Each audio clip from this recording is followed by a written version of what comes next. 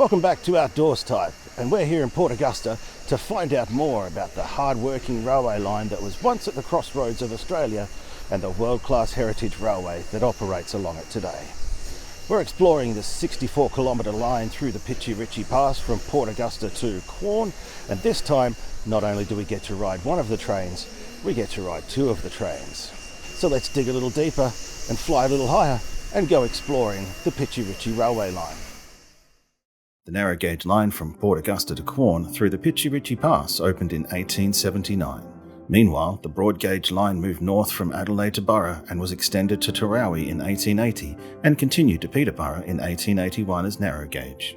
In 1882, the line from Quorn passed through Hawker and reached Farina, then known as Government Gums, and became the Great Northern Railway. Quorn was connected to Adelaide in the same year when the Orrabru to Quorn section of the Tarawi to Pichi Richi line opened. The Great Northern Railway reached as far as Udnadatta by 1891 and stayed like this for nearly 40 years. The massive standard gauge transcontinental line linking Perth by rail to the rest of Australia reached Port Augusta in 1917, and now passengers could travel from Adelaide to Perth by changing trains at Tarawi and Port Augusta. The line through the Pichi Richi Pass became a critical link in the nation's railways. The legendary Garn begins in 1923 from Tarawi to Udnadatta. The Great Northern Railway finally reached Alice Springs in 1929 and Quorn's heydays began. Quorn was essentially the geographical centre of the railways in Australia. Those heydays ended when the standard gauge line progressed south from Port Augusta and the broad gauge line progressed north from Adelaide, reaching Port Pirie in 1937. Quorn saw only local trains until World War II, during which up to 43 Alice-bound trains passed through a day, and its heydays briefly returned. Coal trains from Lee Creek began to rumble through from 1944 until about 1956, when the standard gauge line from Port Augusta to Maree opened and the Garn no longer called it Quorn. In the 60s, the narrow gauge link from Stirling North to Port Augusta was removed and coal trains through Quorn to Adelaide ended. The 70s saw the Hawker line close, signalling the end of regular traffic around Quorn. It also saw the upgrade of the Broken Hill line to standard gauge, which created break of gauge havoc across the northern narrow gauge lines, all of which met their demise by the late 80s. The line through the pass was effectively abandoned in 1956, and into the 60s the pass saw only the occasional transfer movement, and once the Saltia bridge was damaged, the whole line fell into disrepair.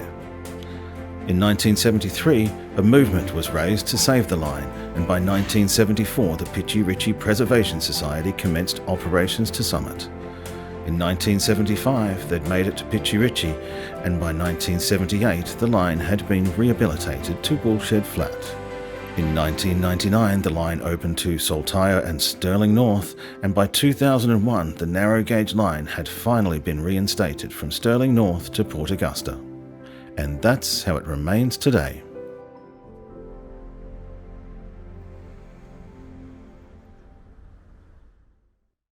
Let's begin by following the line and its locomotives from Port Augusta to Quorn.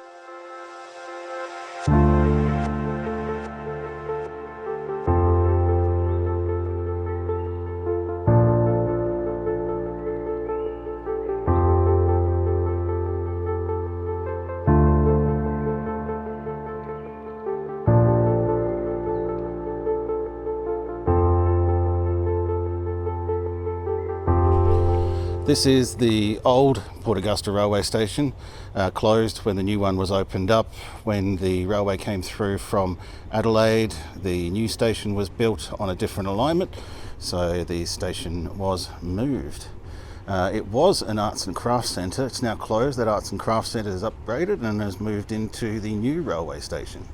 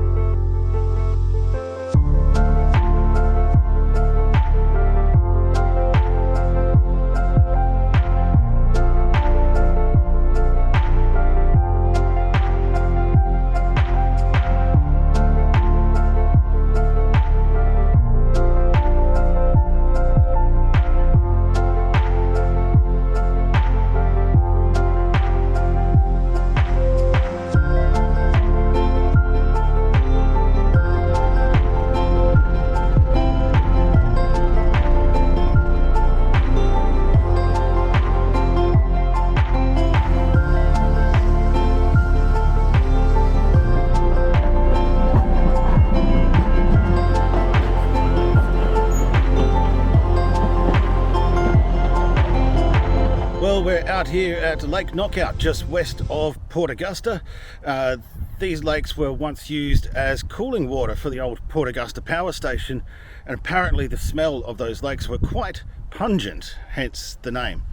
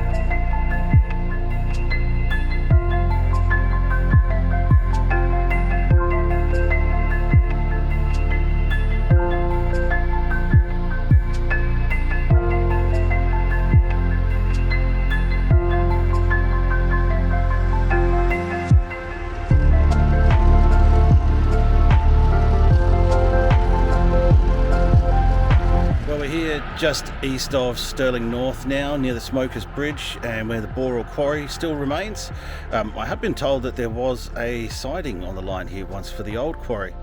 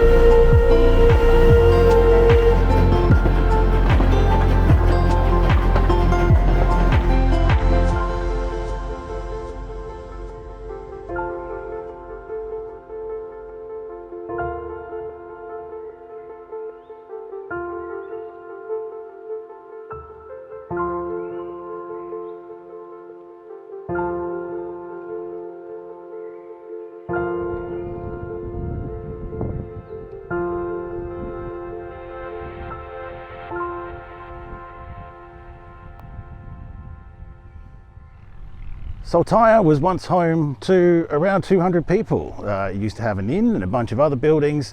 There's some crumbled remains of the inn just off to my left there. This place served as the second night stopover for the Bullock teams as they made their arduous journey up to Pichi Richi Pass. That all changed with the advent of the railway, which made the Bullock teams redundant.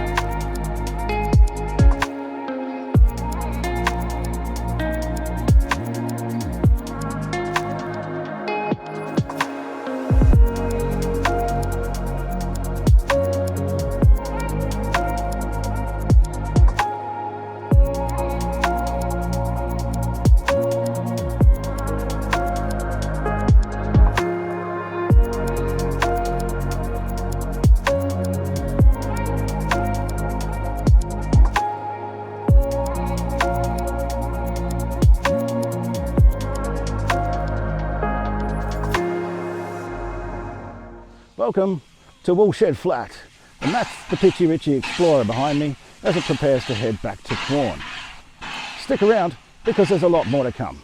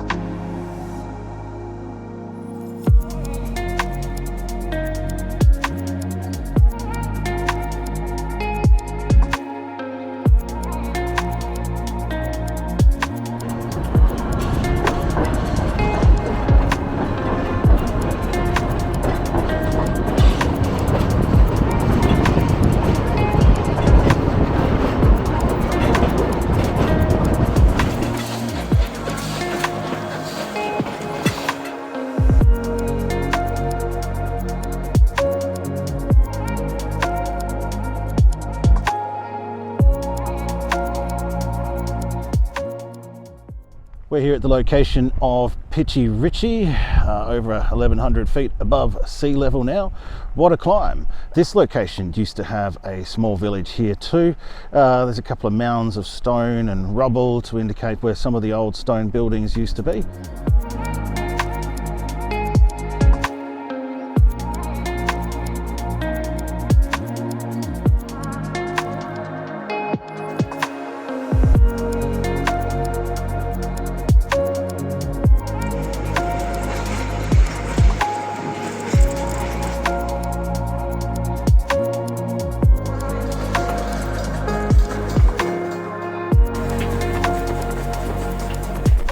$40? I don't think I have 40 shillings.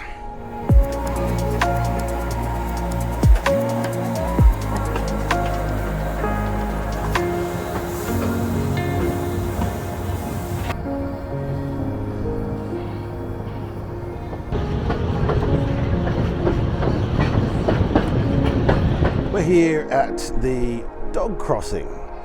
It's called such because it's not a railway crossing as such, but there was a dog fence guarding the Pichi Richi Pass from wild dogs, and this is where the railway line crossed that fence. There was once not a gate here, but planks of wood with nails upside down in them to stop the wild dogs from crossing the tracks. Although the story goes that the wild dogs eventually learned to walk along the tracks and the dog crossing became redundant.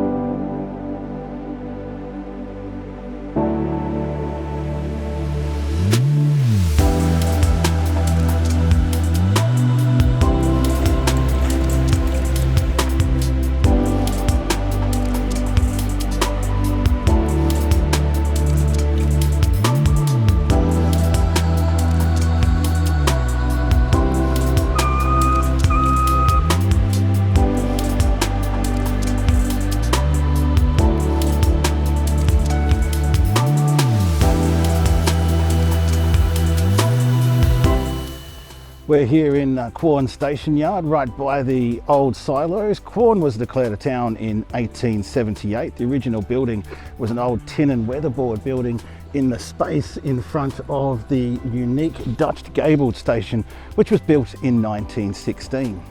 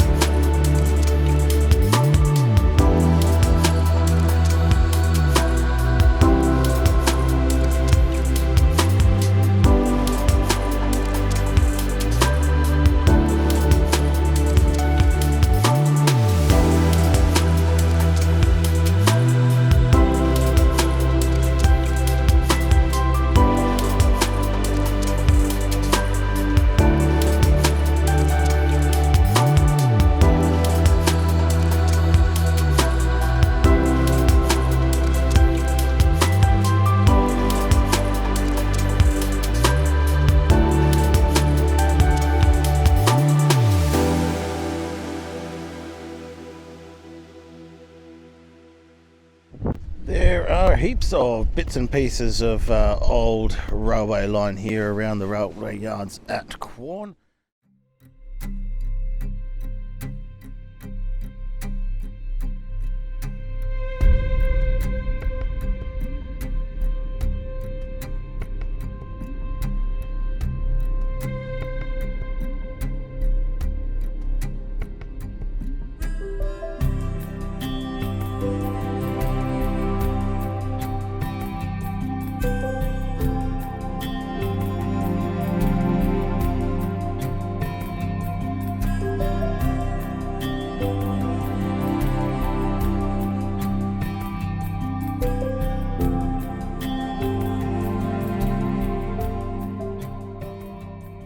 So now we're standing outside the Pichi Richi Railway Museum Workshops and Depot. This is the site of the original workshops, opened in 1883 and closed down from active use in the 1950s. Obviously it was reopened again when the railway reopened. We're about to go for a look inside. Stick around.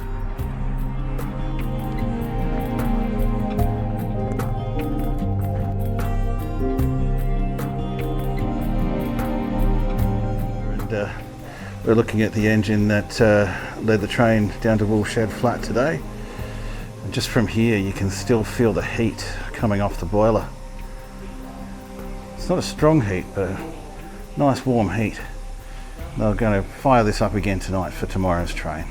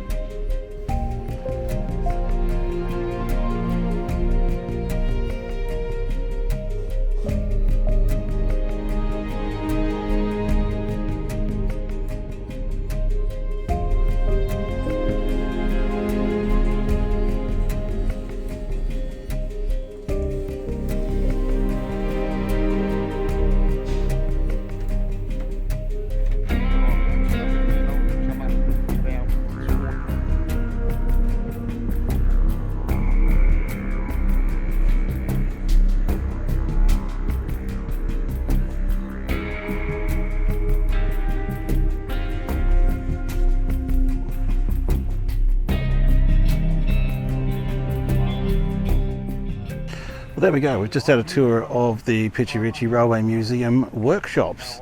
You've seen some works in progress. You've seen some works here for spare parts.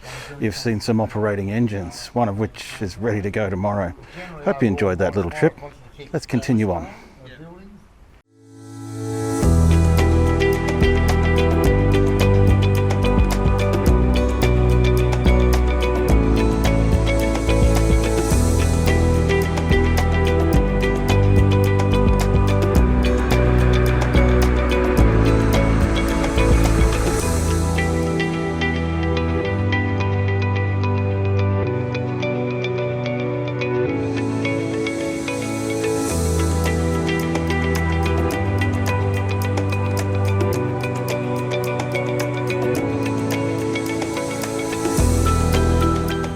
Let's step inside the coffee pot and see what we can find. An ornate carriage, wood and leather.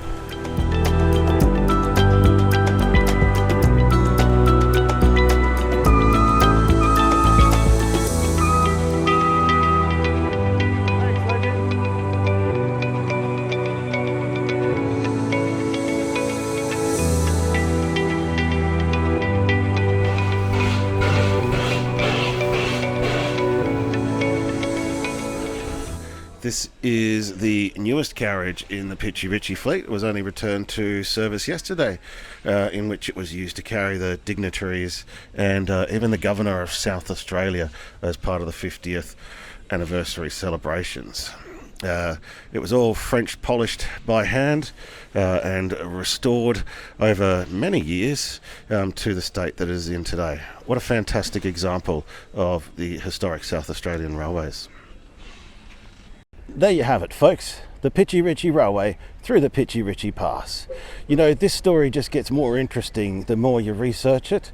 It's a story of a hard-working railway line that was saved by a hard-working and passionate bunch of volunteers to make it what it is today. These trains generally operate in the winter months in beautiful weather from March to November. I hope you enjoyed the video.